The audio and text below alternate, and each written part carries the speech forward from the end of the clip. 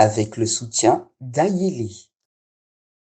La Casa Glace aux Trois-Îlets, Optique 2000 à Sainte-Marie, le service funéraire Germain, le service Melt, le restaurant Kemana à Fort-de-France et Alan BTP vous présentent Concept d'art.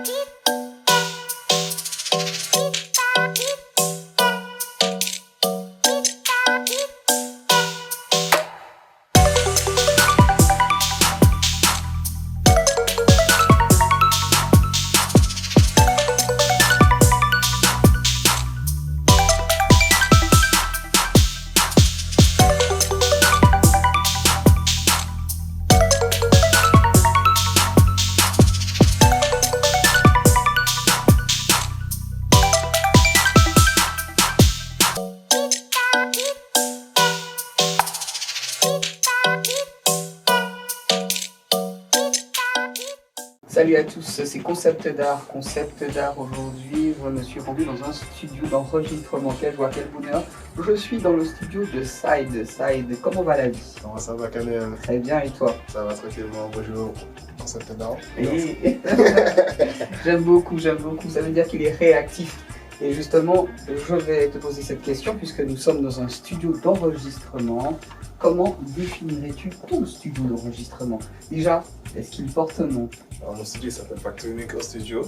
Si je devais le définir, je définirais que c'est un studio qui est fait pour valoriser la musique martiniquaise, pousser en avant avec sérieux, travail, assidu et acharnement. Et avec amour aussi, c'est important. Ah, ça c'est important. En quoi c'est important justement? C'est des valeurs que je me suis données. Parce que tout ce que je le fais avec le cœur et c'est pour ça qu'aujourd'hui je pense que je suis devant toi. Moi je dis que c'est un hybride man. Pourquoi? Il mixe, il fait de la prod, il fait danser, c'est un ingé son. Il n'y a pas que ça, il y a encore bien d'autres choses qu'il arrive à faire. Hybride man, hein, je vous dis. Mais j'aimerais savoir comment tu te définirais. Aujourd'hui je me définis comme un artiste. Yeah. Et avec une casquette de businessman par moment. Artistiquement parlant, Okay. est-ce que tu peux nous en dire plus? Alors, artistiquement parlant, je me définis comme ça parce que je crée de la musique. Donc, tout ce qui est d'une création, pour moi, c'est de l'art. Et qu'on y met nos idées, nos pensées, nos émotions. Avec tout ça, on arrive à créer du son. C'est de la musique que je fais, on arrive à créer du son.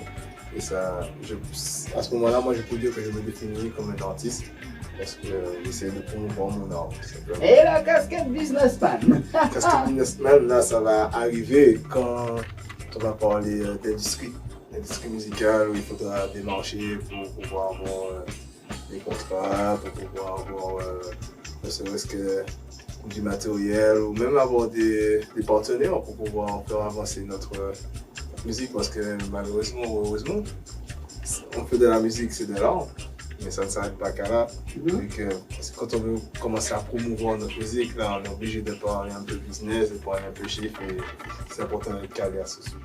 Qui tu t'identifierais en tant qu'artiste? M'identifier, honnêtement, je ne sais pas si c'est à moi, mais c'est vrai que j'ai des influences musicales, on va dire ça comme ça.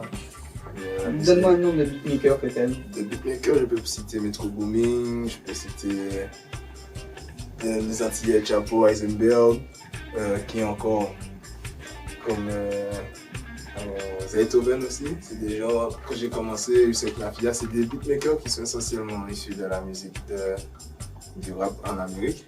Urbain, la musique urbaine. Ouais. Et dans ma jeunesse, c'était nos influences. Donc du coup, on écoutait beaucoup, on cherchait à reproduire ce son à la manière antillaise. Ce sont des influences, mais tu t'identifies à personne. Des influences. D'accord, ok. Qui ont créé le son que je fais aujourd'hui. Okay. Vraiment des influences. Tu continues à les écouter? Oui, toujours. Toujours, c'est des modèles quand même de réussite. Ils ont réussi leur parcours. Donc, on continue à regarder. Et puis, comme je les suivais depuis jeune, ça fait toujours plaisir de voir comment ils réussissent et de pouvoir s'arrêter d'avant. un modèle, voilà. Quand exactement as-tu commencé à faire des prods? J'ai commencé à faire des prods. Dès lors que j'ai installé le logiciel sur mon ordinateur, j'étais au lycée, hein, parce que j'ai une anecdote qui me rappelle que à cause de moi, on avait interdit les ordinateurs dans la classe. Donc du coup, à cette période-là, j'ai commencé. Pourquoi? Parce que quand tu y étais, tu faisais quoi? Pourquoi ça a été interdit? Je faisais un peu de musique pendant qu'on faisait des cours et par un moment, j'étais dissipé par ça. Donc du coup, Interdiction sur les ornées. Hein. ils ont fait les bons faits pour les mauvais. Joues-tu d'un instrument? Paraît-il que c'est beaucoup plus pratique. Alors moi, j'avoue que c'est pratique. J'ai pour projet de jouer un instrument, mais j'en joue pas malheureusement. D'accord. Si j'ai une guitare et un piano, je regarde, j'apprends, je tape un peu le tirage progressivement, mais je suis encore sur mon ordinateur. C'est digital pour le moment, donc là, on est toujours dessus, mais ça va venir. Saïd, peux-tu nous dire comment faire pour introduire des sons organiques, des instruments justement sur le son? Alors il y a, je pense, deux manières. C'est-à-dire que si on a un micro, on peut, avec la technologie d'aujourd'hui, enregistrer le son en jouant de l'instrument physique. Ou sinon, il y a l'autre méthode où on a des banques de sons qui sont disponibles sur Internet. Et on les télécharge et on les incorpore dans nos logiciels de musique. Ça s'appelle des plugins et puis ça nous permet de créer des sons. Ok. Quels sont les plugins que tu aimes à utiliser? Le plugin que j'aime utiliser, Nexus, Omnisphere, Expand, c'est des logiciels, c'est des plugins que j'aime bien, j'apprécie bien. Moi je kiffe ma voix, je chante pas, mais je peux la travailler quand je viens dans un studio. Oui, bien c'est sûr, possible. bien sûr, c'est possible de la travailler. D'ailleurs, je sais qu'il y a des artistes qui sont très assidus dessus. Ils font attention à leur voix, à ce qu'ils mangent, ils consultent même des médecins pour savoir si les cordes vocales c'est bon, il n'y a pas de souci. Oui, mais aujourd'hui, quand on pose dans un studio Saïd, on va pas faire semblant. On est beaucoup aidé justement par ces plugins dont tu parlais. C'est pas du tout la même attitude, les gens ils chantent pas vraiment. Tu parles de l'autotune. J'ai tort. Non, c'est Tu l'utilises beaucoup pour les autres? Ils te le demandent souvent? Il y en a qui aiment, il y en a qui n'aiment pas, il y en a qui veulent très peu. C'est vraiment en fonction de l'univers, du son, de ce que l'artiste veut proposer. C'est eux qui dirigent, on va dire ça comme ça. Après, nous, on a plus. Quand on a la casquette de gestion et qu'on est derrière les machines, on va essayer d'aiguiller un petit peu le chemin parce qu'on a des habitudes, on entend un peu. On a l'habitude de mixer des sons, donc on sait ce qui est bon, ce qui est moins bon. Mais oui, ça peut arriver que des artistes demandent, d'autres n'aiment pas. Tu es pas réfractaire? Moi, je suis pas réfractaire parce qu'aujourd'hui, il faut savoir travailler avec l'évolution de la technologie. Et c'est tout ça. Hein. Donc ça veut dire que je suis chantier alors. oui. Moi, je pense que bientôt là, tu vas nous parler. Il se moque de moi, mais c'est de bonne augure. Bien sûr. Qui sait? Est-ce que tu crées à mesure de tes envies ou tu te mets dans un planning productif? C'est rien qui produit. On est plus structuré. Avant, c'est vrai qu'on produisait beaucoup parce qu'on veut atteindre un certain niveau. Donc c'est comme de l'entraînement intensif. Si oui, mais attends, mais à quoi ça sert que les sons ils restent là, qu'ils soient pas diffusés? Parce que produire, ok, mais bon. C'est vrai. On produit du son qui ne sont pas diffusés. C'est vrai que pour le climat, les auditeurs, c'est pas intéressant. Mais même pour vous. Pour nous, ça nous permet des fois. C'est un entraînement de voir quand on a atteint ce niveau. Est-ce qu'on peut pousser? Est-ce que. Puis des fois, ça fonctionne à la baisse. Des fois, on sent qu'on a fait un truc, on se dit non, celui-là, il faut le sortir. Celui-là, il y a quelque chose. Est-ce qu'il arrive justement qu'il y ait des sons qui soient là et puis qu'on peut le ressortir peut-être 2 ou 3 ans après? Oui, sûr, c'est fréquent. Ça m'est déjà arrivé de faire un son, par exemple, qui datait de 3 ans, il restait là, et puis avec ce que j'ai rencontré dans ma vie, mon parcours, bien, mes journées, enfin, avec la vie, je suis revenu dessus et ça m'a permis d'apporter plus de maturité à ce que je faisais. Et là maintenant, on peut le ressortir et le présenter au bout du jour. Des fois, c'est jamais perdu un son, c'est jamais perdu. Tu chantes? Non. Mais qu'est-ce que t'attends? Chaque personne reste à sa place. Ouais, ça c'est pas ma casquette. Je préfère plus être derrière les instruments, Et de mon studio, avoir ma petite casquette de DJ parce que je mixe aussi. Ah ouais, justement, c'est ce que j'allais lui demander. Est-ce que tu as déjà animé par exemple un concert? Je vais loin, mais bon. Concernant pas encore, mais ça ne serait tardé puisqu'on travaille pour ça. Il y a beaucoup de prestations au début de ma carrière dans les clubs en Martinique, en France. Et, Ah, on fait danser les gens. On a essayé. Sans prétention. Voilà, on essaye. Mais qu'est-ce qui t'a mis joie justement de voir d'animer dans les clubs? Alors, déjà, quand j'étais moi-même jeune, Tu l'es encore? Ouais, jeune, c'est vrai, je suis encore jeune, c'est vrai. Mais un peu plus jeune que jeune d'aujourd'hui. Quand on sortait, du coup, on aimait bien sortir, écouter des sons. Quand moi j'ai regardé les DJ mixer, j'avais un pote de mon quartier, il avait un instrumental. Je lui ai dit, hey, ton truc là, mon gars, c'est trop long, mets ça sur mon PC. Et je me suis entraîné chez moi, je suis resté au moins passé de 2-3 ans, enfin un an et demi, je vais pas dire de bêtises, un an et demi, sans sortir, que du son, s'entraîner. Et après, quand j'ai proposé mon son au public, ça je ne m'attendais pas, ça a eu un succès. Comment définirais-tu justement la super productivité que tu avais avant? Parce que tu étais super productif, tu imagines un an à rester chez toi, écouter que du son. Ça c'est quand on veut un objectif, on veut l'atteindre. C'est ça qui m'a donné cette motivation-là. Moi je voulais faire un son qui était à mon image, il fallait le travailler. Juste ça. Donc c'est là que j'ai puisé cette force pour avoir autant de productivité. Très cher, quels sont les retours par rapport à ton travail fourni? Car tu fournis un travail, hein, tu vas pas mettre du son dans ta machine et puis tu fais pas aux autres écouter le son. C'est vrai, on fournit un travail. Quand tu dis on, en fait? Parce que à partir d'un moment, je pense que on n'est plus tout seul. On est l'artiste principal, mais après on s'entoure de personnes autour de nous et on fait confiance à une équipe. Et donc du coup, c'est vrai que j'en parle souvent on parce que dans mon cerveau, on est un peu plusieurs à faire tout ça a évolué. Alors les retours?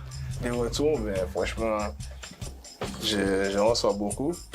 Je suis même flatté par moment, mais j'essaie de rester humble vis-à-vis de tout ça parce que c'est pas... Je dis pas de ça, on va dire ça, c'est bien, mais il faut vraiment que j'arrive à mon but, me dire ouais, que là je pourrais vraiment me dire ouais, vraiment merci pour ton soutien, même si je sais que c'est toujours un soutien. Mais selon toi, qu'est-ce que le succès? Si ton but c'est de voir tes parents en bonne santé ou bien subvenir aux besoins de tes parents, si c'est ça pour toi ton but et que tu y arrives, c'est déjà ton succès. Des fois, mon cas, checker que les gens ont reçu des bonnes paroles, des paroles réelles. Quand on aime, on ne regarde pas l'argent. Exact. Mais c'est vrai que ça contribue parce que bon, dans certains pays, tu le sais, ils n'ont pas de quoi, ils n'ont pas la sécurité sociale, ils n'ont pas d'argent, ils n'ont pas. Et là, si on peut contribuer de par le travail qu'on fournit, aider les siens, ce serait le vœu de tous, n'est-ce pas? Exact. On ne pense pas qu'à soi, mais on pense aux autres. Et toi, ça aide dans ton studio, tu penses aux autres, c'est sûr, parce que tu fournis des sons. Avec qui aimes-tu travailler? En ce moment, je bosse avec mes gars LBC, La Bonne Cuisine. Je bosse beaucoup avec eux. J'ai mon frère qui est beatmaker aussi, qui s'appelle DJ Renek, qui je bosse beaucoup. Et puis, je m'entoure essentiellement de ces personnes-là pour produire notre son. On essaie d'avancer, de produire un projet pour le présenter aux Martiniquais et au monde, si jamais. La Bonne Cuisine. Ça prend du temps. Ah ouais. Bah oui, plus un plat reste à mijoter. Ah là, Bon. ah maman. Oui maman, moi il faut le sentir. Hein. C'est vrai. Bon, on est d'accord? C'est vrai. Ok, tu m'as parlé de La Bonne Cuisine. Ok, mais il n'y a pas que qui viennent à toi. Est-ce que tu as un carnet bien rempli? Tu travailles pas tout seul. Tu es avec un autre beatmaker, paraît-il. Oui. Il me semble avoir vu dernièrement. Oui. Rappelle-moi son blast. Johan. Ok. Mais Wade aussi. Ouais, d'accord. Comment vous faites? Alors, c'est en fonction de ce que l'artiste veut aussi. La configuration ne sera pas la même. Il y a des artistes qui viennent pour faire des singles, il y en a d'autres qui viennent pour faire des projets, il y en a d'autres qui viennent pour avoir du sur-mesure, d'autres qui viennent avec des prods qu'ils ont déjà. Donc en fonction, c'est vraiment l'artiste qui donne le tempo, le premier son de cloche, et puis après, moi je viens, j'accompagne derrière, je donne de la maturité avec lui vers le chemin là où il va aller. Ah, t'accompagnes. Ouais, j'accompagne. Saïd, est-ce que tu as des exigences vis-à-vis des artistes? Faut savoir chanter. Je rigole. Des exigences. Dès que la personne arrive de façon structurée, de façon où elle se dit qu'elle n'est pas venue jouer, qu'elle sait que bon, c'est une industrie, que là je vais essayer de faire quelque chose pour vivre de ma musique. Donc il y a des attentes, il y a des images, il y a une image à avoir, il y a un mental à avoir, il y a aussi. Dès que la personne a une structure, elle sait là où elle veut aller. Oui, mais On y va. c'est ça le but, c'est d'accompagner aussi les autres parce que peut-être que, bon, allez, Oui, ça quelqu'un fera qui connaît pas du tout ce que c'est, tu dois peut-être diriger. C'est là aussi que vient que j'apporte aussi ma pierre à l'édifice, à savoir lui ouvrir les yeux sur lui dire, pour lui dire que bon ben, j'aime pas employer le mot game, mais c'est le game, donc c'est dans le game, il y a ça, il y a une façon de se promouvoir, il y a une façon de faire de la musique que tu veux pas checker ces personnes-là, mais toi il faudra que tu donnes plus de ce côté-là, ou bien c'est un peu comme ça en manœuvre, on essaie d'être bien manœuvré, et je suis là pour aiguiller, donc c'est ça qui va faire ma sélection, c'est comme ça que je vais sélectionner. Si je vois que la personne, elle sait là où elle veut aller, elle a un état d'esprit, elle est structurée, elle fait de la bonne musique, alors que je peux me dire que je peux faire du travail avec lui. Donc tu prends pas n'importe qui. Pas n'importe qui. Mais aussi, la personne aussi peut choisir de ne pas travailler avec moi parce que je peux ne pas coller aussi avec sa vision. Donc c'est un échange, tout un échange de vibes et d'émotions, de vibes, de mentalité. On discute beaucoup avant. Moi je viens pas. Il y a beaucoup de studios où, par exemple, s'ils veulent vraiment vivre de ça, tu prends tout le monde. Et la personne À la chaîne. À la chaîne, elle paye son nom de studio, elle a son truc, son son, et puis. Tu fais pas comme ça? Non, moi je ne veux pas encore travailler comme ça. Je dis encore, peut-être qu'il y en aura un studio qui va peut-être travailler comme ça, mais bon, je ne veux pas travailler comme ça. Moi je veux vraiment accompagner. On crée quelque chose, on devient des artistes. Ensemble. On essaie de créer un truc et de marquer notre temps. Saïd, avec ceux avec qui tu as déjà bossé, quelles ont été leurs exigences? Parce que je suppose que de temps en temps, il y en a qui se la pètent star. Alors, les exigences, si je peux m'en rappeler comme anecdote, au niveau des voix, par exemple, des fois un artiste peut venir, il a posé comme ça, il revient après parce que il n'a pas aimé la voix cette fois-ci, il veut reposer, mais il a peut-être pas aimé le mix. Au niveau des mix aussi, des mixages, c'est compréhensible puisque c'est un travail d'équipe. C'est juste ça, il n'y a pas une petite anecdote croustillante, quelqu'un qui se la pète star et... Non, franchement. Donc tu choisis bien les gens avec qui tu bosses. Ouais, ça c'est bien. Fais-tu coller leur créativité avec tes inspirations? Parce que si tu fais pas ça, j'ai l'impression que c'est mort. Alors j'essaye. Parce que comme on est des artistes, moi je parle plus du fait que j'apporte une couleur, t'apportes une couleur, on crée une nouvelle couleur. Ah, One Love. Ouais, voilà, exactement comme ça. Ok. Parce que les influences ne sont pas toujours les mêmes, donc quand on crée, ça nous permet de créer plus facilement. Après, des fois, ça peut ne pas coller, mais je suis plus dans cette optique-là, casser des codes. Donc tu peux chanter quelque chose, on va dire underground, mais si je veux, on essaie de travailler pour te ramener dans un truc, notre style, et puis toujours à ta sauce, mais c'est comme ça, parce qu'on crée de la musique. Ah, voilà. Ok. Quand on est autodidacte comme tu l'es, quelles sont les erreurs à ne pas commettre? Les erreurs à ne pas commettre, c'est de ne pas écouter. Ça, c'est une grosse erreur. Toujours écouter, même si on n'est pas d'accord, mais toujours être à l'écoute des conseils. Et puis aussi, avoir trop d'ego, ne pas avoir peur d'aller vers les autres. Ça aussi, on peut se bloquer bêtement pour ça. Donc, la musique, c'est un échange, un partage. Donc, c'est les deux conseils que je peux dire, des choses à éviter.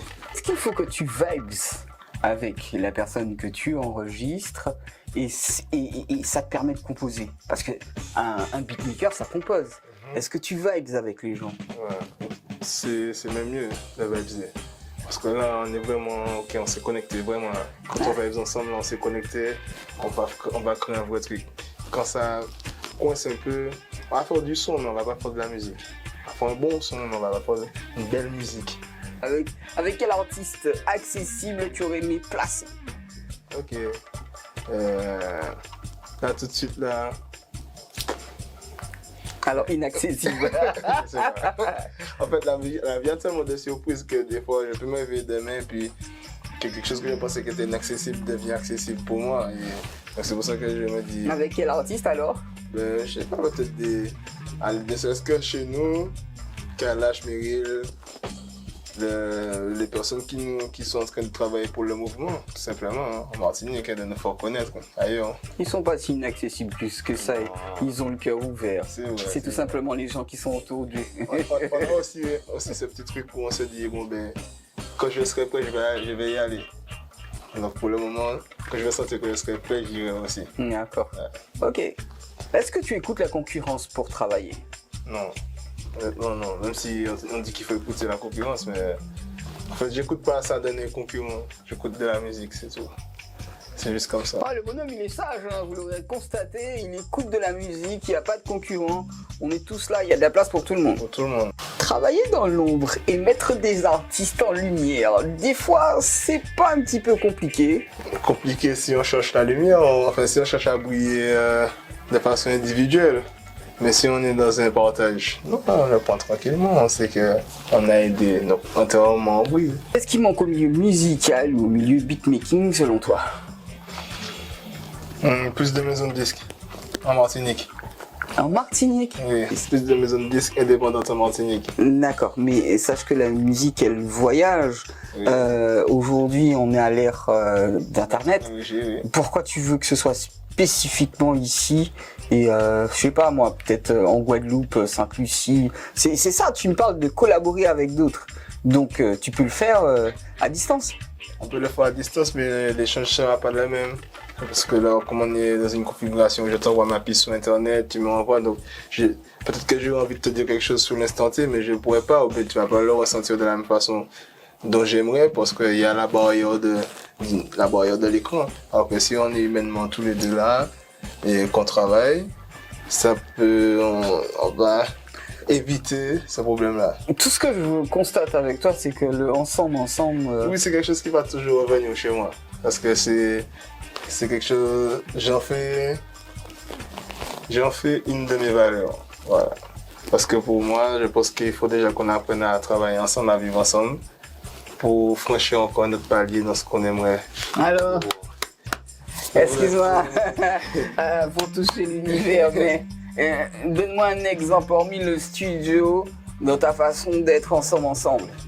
Façon d'être ensemble, ça peut être, ne serait-ce que ça soit autour d'une table, en famille. Yeah. Et que celui-là soit pas dans sa chambre, mais pas en train de manger, on est tous autour de la table, et on mange et on converse. Ça se fait toujours. Quel est le moment le plus propice à la production pour toi? Le matin, l'après-midi, le soir? Le soir. Je viens de tomber sur un ancien, il m'a dit, tu sais, essaie de venir le matin, tu vas voir, c'est d'autres énergies, d'autres vibes. Donc là, on me dit que les anciens, ils ont toujours la parole sage, comme on dit. Je vais essayer de voir si ça change, si quand je de composer en journée, est-ce que j'aurai d'autres énergies, est-ce que je vais avoir d'autres influences, mais on consacre beaucoup de temps à la musique la nuit. Enfin, moi personnellement, je consacre la nuit. Est-ce que tu composes en vue de l'esthétique ou de l'émotion? Alors moi, je vais plus composer en vue de l'émotion. Ouais, j'essaie de vraiment retranscrire des histoires en mélodie. Attends, mais tu es le beatmaker qui n'est pas comme les autres beatmakers. Les gens sont très sur l'esthétique, dans le paraître, on va dire. Ouais, peut-être. Et toi, toujours que ça soit esthétique. Faut toujours que ça ressemble à ce qui se fait là, mais avec ça touche c'est toucher ton cœur. Ah, l'émotion. Ouais, c'est bien. Quelle est la prod dont tu es le plus fier? La prod dont je suis le plus fier, elle s'appelle Classical Rhythm parce que c'est celle où ça m'a permis de commencer à sortir du pied de l'underground et à passer un peu dans des clubs. C'est celle-là. Classical Reading. Exactement. Ok, j'aimerais bien écouter cela, tiens. Ok, sans problème, on va écouter ça. Bien, en tout cas, merci pour cette entrevue. Merci Canel, merci Concept Talent, on est ensemble, ça va déjà. Yeah, man.